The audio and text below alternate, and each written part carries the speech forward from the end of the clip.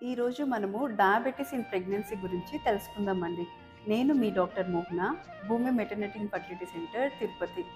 నార్మల్‌గా డయాబెటీస్ అనేది ఎవరికి వచ్చే ఛాన్సెస్ ఉంటుందంటే, ఫ్యామిలీ హిస్టరీ గానీ, లేతే మెటర్నల్ ఏజ్ ఎక్కువగా ఉండడం వల్ల, పీసీఓడీ ఇష్యూస్, లేదంటే ప్లాజెంటల్ హార్మోన్స్ వల్ల వాళ్ళకి డయాబెటీస్ వచ్చే ఛాన్సెస్ ఎక్కువగా ఉంటుందండి.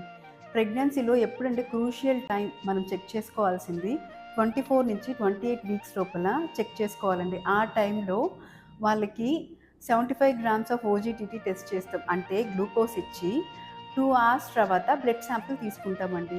అప్పుడు గాని 120 ఉండిందనుకోండి, అది నార్మల్.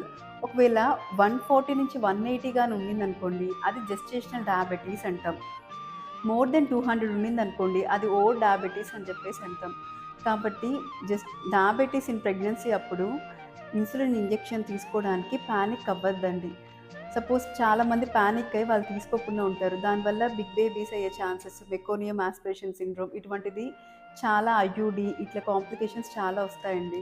కాబట్టి కార్బ్స్ అనేది అంటే వాళ్ళు ఫుడ్ తీసుకునే పోర్షన్స్ అనేది చాలా కంట్రోల్‌గా 2-3 మీల్స్, లేకపోతే స్నాక్స్ వచ్చి 2-3 స్నాక్స్ అలా తీసుకొని తిన్న వెంటనే వాకింగ్ చేసుకుంటూ ఉంటే హెల్తీగా ఉంటారండి. సో, కార్బ్స్ అనేది, రైస్ అనేది తగ్గిచ్చేసి, సో వైట్ ప్రొడక్ట్స్ అవి తగ్గించుకొని బ్రౌన్ రైస్, మిల్లెట్స్ ఇవి తీసుకుంటూ ఉంటే షుగర్ అనేది కంట్రోల్‌గా ఉంటుంది. మదర్ అనేది హ్యాపీగా ఉండి హెల్తీ బేబీ అనేది వస్తుందండి.